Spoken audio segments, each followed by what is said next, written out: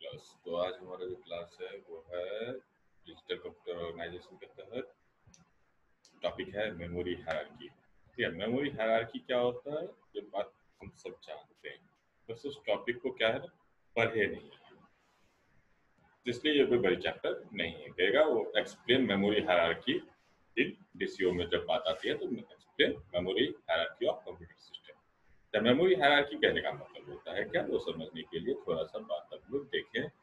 First semester में ही जाके कितना कंप्यूटर में जो होता है मेमोरी कितना होता था, प्राइमरी मेमोरी, सेकेंडरी मेमोरी। फिर अभी डीसीओ में हमने ये भी पढ़ा कि रजिस्टर क्या होता है। तो एक नया वर्ड आया था आपको रजिस्टर का। एक कैच मेमोरी होता है, वो भी आप लोग सुन रखे हो। एक्चुअली ये तीनों प्राइमरी मेमोरी में ही आता है, रजिस्टर, कैच मेमोरी और प्राइमरी मेमोरी। और उसके बाद सेकेंडरी मेमोरी जो होता है तुम्हारा, वो होता है सेकेंडरी स्टोरेज डिवाइस। लेकिन अगर हम बात करें टाइप ऑफ मेमोरी की, तो टाइप ऑफ मेमोरी आपके पास होते हैं 4 टाइप के मेमोरी।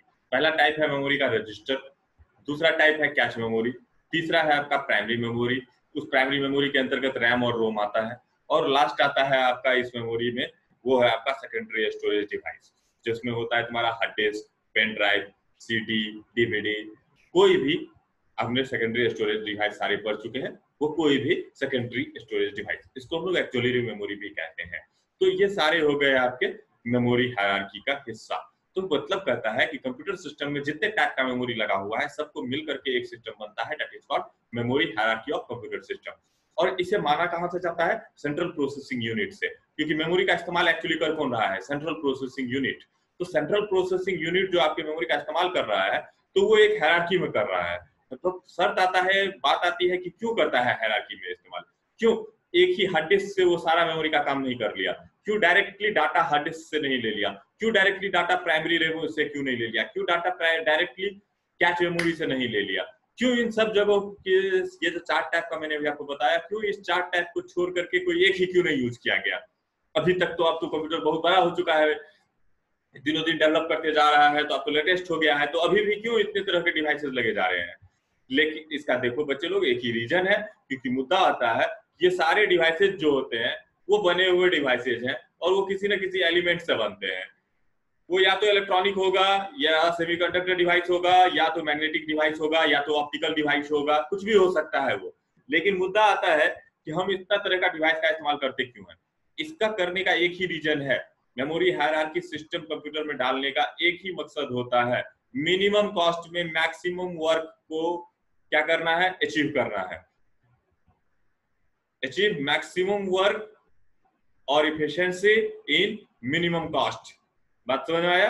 कम से कम पैसा लगे और ज्यादा से ज्यादा काम हो जाए मेरा। इसको करने के लिए, जैसे एक चीज बता दें कि आज के डेट में तुम्हारे पास हार्ड डिस्क जो है 500 जीबी का नॉर्मल है, और वो भी लोगों का फुल हो जाता है। तो एक बात जान जाओ कि रजिस्टर अगर 500 जीबी का होता, क्योंकि सीपीयू डायरेक्ट डाटा किससे लेता है? रजिस्टर से। तो अगर हम डाटा बढ़ाना चाहते तो किसको बनाते? रजिस्टर को। तो रजिस्टर अगर 500 जीबी का हो जाता, तो सीधी बात समझ जाओ, वो जो 64 एमबी का रजिस्टर है ना, 64 एमबी कह रहे हैं, 64 बिट का रजिस्टर, उसका भी दाम जो है ना हजारों में है।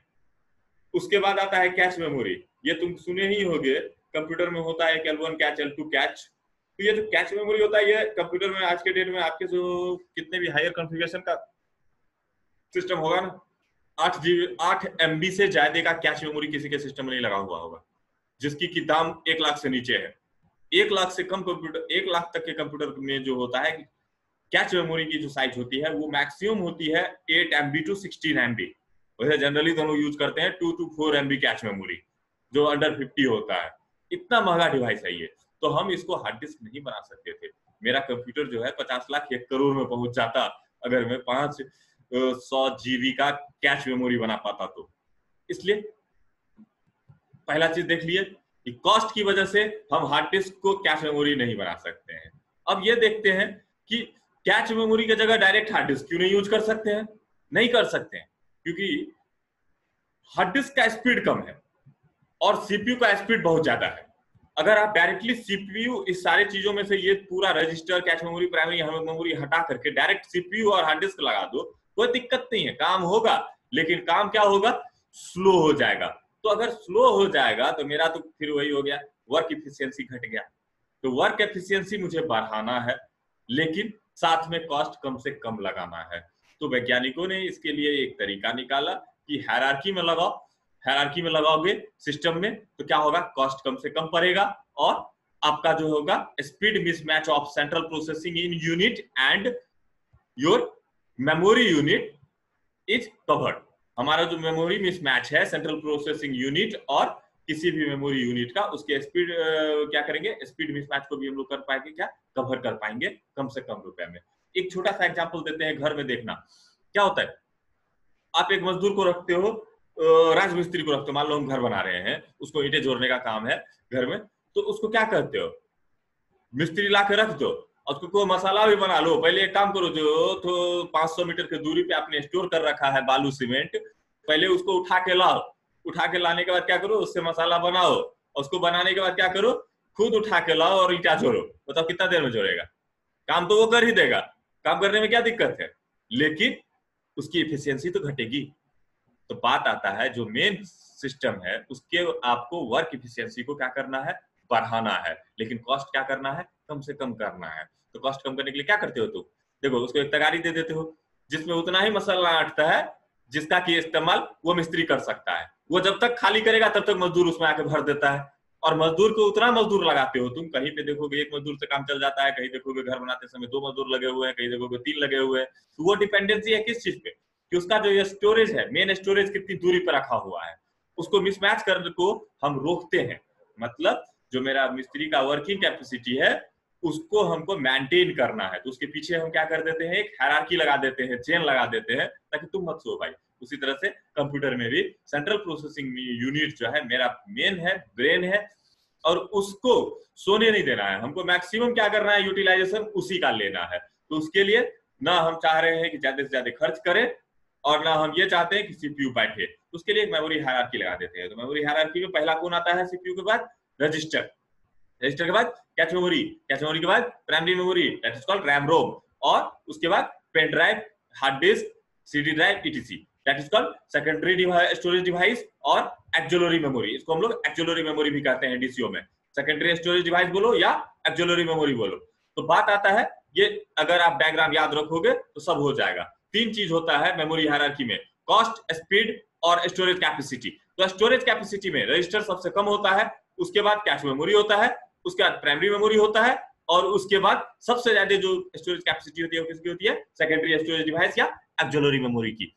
सेम एट इसी तरह से बोलेंगे लो टू हाई एरो मैंने बना रखा है, तो कहता है स्पीड सबसे कम किसका, सेकेंडरी स्टोरेज डिवाइस का, एक्सिलरी मेमोरी का, उससे ज्यादा किसका, प्राइमरी मेमोरी का, रैम रोम का, उससे ज्यादा किसका, कैश मेमोरी का, उससे ज्यादा किसका, रजिस्टर का। तो मतलब which is fastest memory unit, register, which is slowest memory unit, secondary storage device, okay, and storage capacity, which device capacity is largest storage device जो है हमारे पास वो कौन है, एक्सिलरी मेमोरी, वो कितना भी बड़ा हो सकता है, और जो सबसे भी छोटा हुआ स्टोरेज डिवाइस है वो मेरे पास कौन है, रजिस्टर है। तो इतनी बात तो आप समझ गए, मेमोरी हायरार्की यही है, बात समझ गए।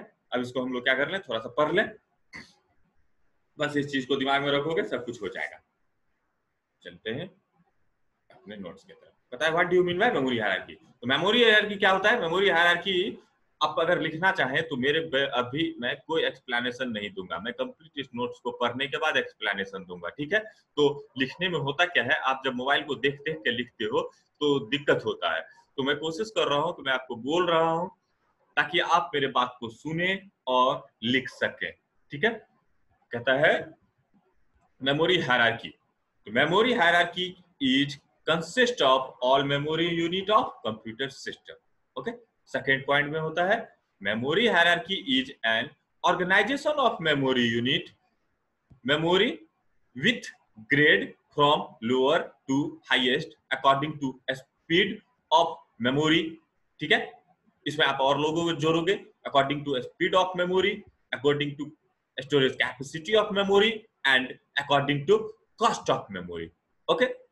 A computer have, next point में लिखना, a computer have several memory devices of different technology to store data and program for achieving highest possible access with minimum cost।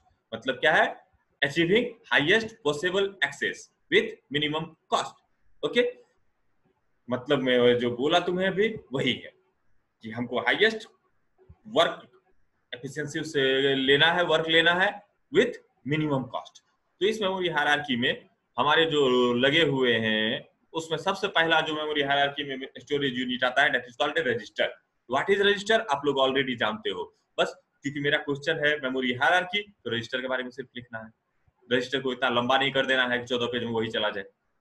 Register क्या है? A memory hierarchy, register is fastest memory unit.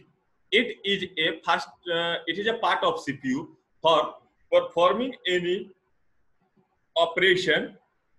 CPU directly use register for but size of register is very small and lowest in memory hierarchy. Cost of register is larger than any other memory unit available in the memory hierarchy. memory hierarchy में सबसे ज्यादा cost इसी का होता है, अभी आपको मैंने डायग्राम में ही दिखाया था। सबसे ज्यादा स्पीड इसी का होता है, लेकिन साइज में ये सबसे कम होता है। ओके, और एक पॉइंट क्या है कि सीपीयू जो है डायरेक्टली डाटा लेता या देता है, तो किसको? रजिस्टर को। ओके, अब नेक्स्ट है आपका इस मेमोरी हायरार्की में, वो है आपका कैच मेमोरी, जो रजिस्टर के बाद प्लेस है अपने मेमोरी हायरार्की में, रजिस्टर के बाद। ठीक है, तो रजिस्टर के बाद और प्राइमरी मेमोरी से पहले। तो कहता है in memory organisation cache memory is placed first just after the register and just before the primary memory, means RAM. Cache memory communicate with register and primary memory. Cache memory किससे communicate करता है? Register से, और primary memory मतलब RAM से। कहने का मतलब है जो तुम्हारा कैच मेमोरी है वो डाटा दे और ले सकता है किसको? कैच मेमोरी को, सॉरी रजिस्टर को, या तो रैम को। Okay, size of cache memory is larger than register, register से इसका साइज बड़ा होता है, and smaller than primary memory, RAM से छोटा होता है। Cost of cache memory is lower than register, cost क्या होगा कैच मेमोरी का? रजिस्टर से कम होगा, and higher than primary memory मतलब रैम, ये रैम से महंगा है। Speed of cache memory is higher than register and lower than register and higher than primary memory means RAM. Okay, आप उस डायग्राम को लिख लोगे ना तो उसके बाद तो सारा प्रोसेस वैसे खत्म हो जाएगा।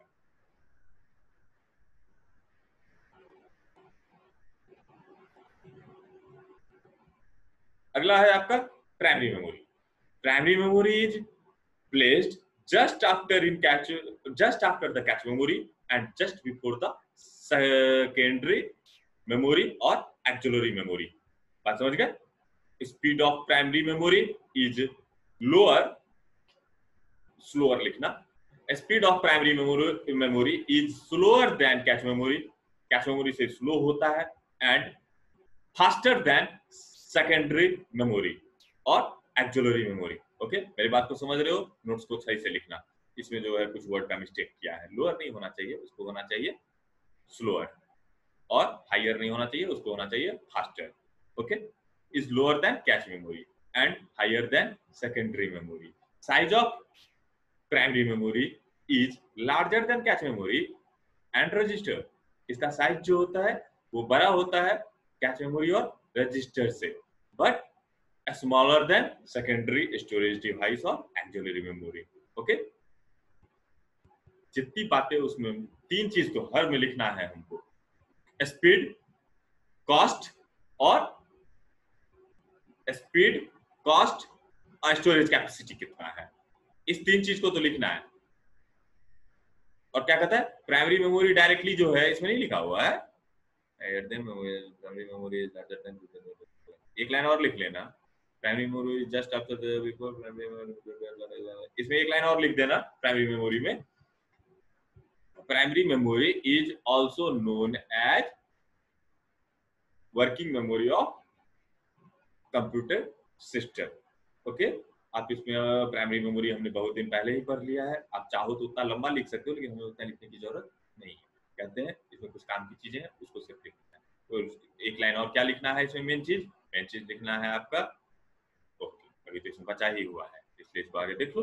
Cost of primary memory is lower than cache memory and larger than and cost of primary memory is lower than cache memory and register। इसका जो कॉस्ट होता है रजिस्टर और कैश मेमोरी से कम होता है and higher than auxiliary memory, मतलब सेकेंडरी स्टोरेज डिवाइस जो भी है उससे ज्यादा होता है। Primary memory is directly communicate with cache memory and auxiliary memory. हमारा जो डाटा है प्राइमरी मेमोरी में कहां से आ सकता है, वो आ सकता है आपको कैश मेमोरी से और जा सकता है किसके पास, कैश मेमोरी के पास, या तो आ सकता है एक्सिलरी मेमोरी मतलब सेकेंडरी स्टोरेज डिवाइस से, जा सकता है किसके पास, सेकेंडरी स्टोरेज डिवाइस के पास। ओके अब कहता है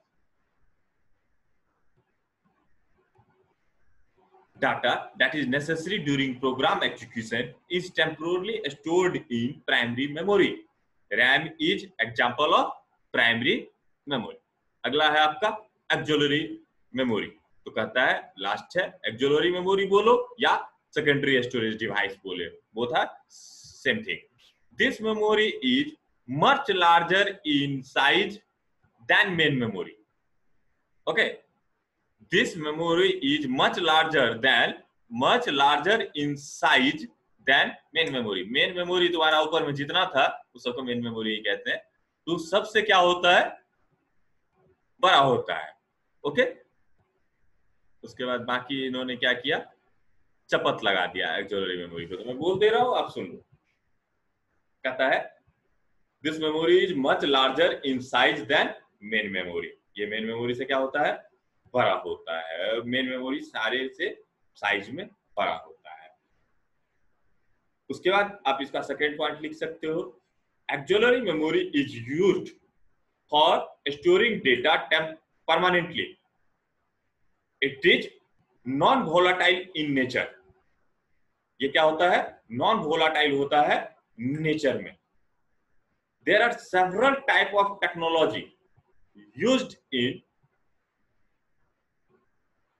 developing auxiliary memory such as magnetic technology। in this technology hard disk,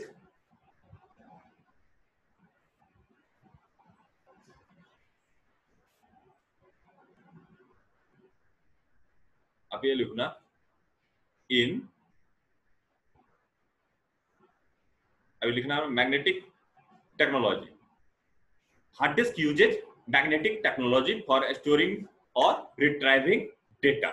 okay next है आपका ऑप्टिकल टेक्नोलॉजी। ऑप्टिकल टेक्नोलॉजी का एग्जांपल होगा optical technology, CD DVD Blu ray disc are uses optical technology for storing और retrieving the data. ठीक है next है आपका semiconductor devices। Semiconductor devices is also used for developing secondary storage devices or auxiliary memory such as pen drive, memory card, आप जिसको memory card कहते हो या SD कार्ड बोलो, SD हार्ड डिस्क। आज के डेट में आपने सुना होगा SSD हार्ड डिस्क, वो एक सेमीकंडक्टर डिवाइस है। बात समझ गए?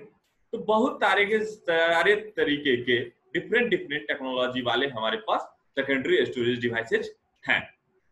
अब बात आता है इसको हायरार्की में कैसे लिखें। हायरार्की में हम इसको लिख सकते हैं जो फोटो में लिखा हुआ है, अभी जो हमने डायग्राम देखा था, क्या लिख सकते हैं, axillary memory is placed in bottom place. Axillary memory is placed on bottom place of memory hierarchy. Okay speed of auxiliary memory is lower than primary memory, cache memory and register। okay cost of auxiliary memory is lower than primary memory, cache memory and register। capacity of auxiliary memory is larger than primary memory, cache memory and register. Okay, so it is all about your chapter memory hierarchy. तो memory hierarchy में आपको यही लिखना है. Basic बात आप समझ ही गए होंगे कि अगर आपको ये याद है, ये डायग्राम अगर आपको याद हो गया तो आपको मेमोरी हायरार्की याद हो गया. बस इसमें तो वही तो लिखना है कि किस किस चीज से बना हुआ है, register, cache memory, primary memory और सेकेंडरी स्टोरेज डिवाइस या एक्सिलरी मेमोरी. उसके बाद बस ये चीजें याद रखनी है. ये डायग्राम लो टू हाई और high to low, low to high और low to high, low to high and low to high. इसको अगर आप याद कर लो तो आपको लिखने में कोई दिक्कत नहीं होगा, क्योंकि मैंने इसका ही एक्सप्लेनेशन लिखा है नीचे. बस याद ये रखना कि क्यों मेमोरी हायरार्की का इस्तेमाल होता है. तो मेमोरी हायरार्की का इस्तेमाल करने का जो मेन रीजन है वो क्या है, मिनिमम कॉस्ट में मैक्सिमम वर्क अचीव करना. ओके, क्योंकि बहुत तरह के डिवाइसेज हैं जिसका कि स्पीड, कॉस्ट और स्टोरेज कैपेसिटी वैरी करता है according to technology and used material. एक चीज और आप लोग ध्यान देना, लिख कर दिमाग में रख सकते हो कि register, cache memory, primary memory, ये तीनों चीज जो होता है वोलाटाइल होता है नेचर में. नहीं तो लाइन कटेगा, डाटा लॉस हो जाएगा. ठीक है. और जो तुम्हारा एक्सिलरी मेमोरी है वो नॉन वोलाटाइल होता है नेचर में. अगर आप इस चीज को देखेंगे, समझ जाएंगे इस बात को, तो हमारा जो नेक्स्ट चैप्टर है वो आपके लिए और आसान हो जाएगा. क्योंकि अब हम आगे पढ़ने जाएंगे कि कंप्यूटर में डाटा ट्रांसफर कैसे होता है.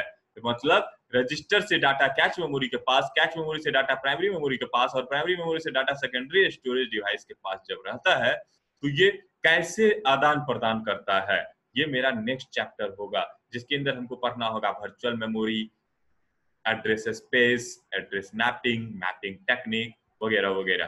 तो आप पहले इसको कर लो. थैंक यू, मिलते हैं कल. और अपने पढ़ने का स्पीड बढ़ा लो, क्योंकि मुझे पता चला है कि कुछ दिनों में एग्जाम हो सकता है. इट्स नॉट कंफर्म, तो कंफर्म जब भी रिजल्ट नोटिस आ जाएगा तभी हम समझेंगे. लेकिन अब मुझे खत्म करना है और मैंने टारगेट 7 डे का रखा है, तो आप जल्दी से इसको लिखो, समझो. कोई क्वेश्चन है तो मुझे बताओ. ओके, हम मिलते हैं कल एक नए टॉपिक के साथ. Good night.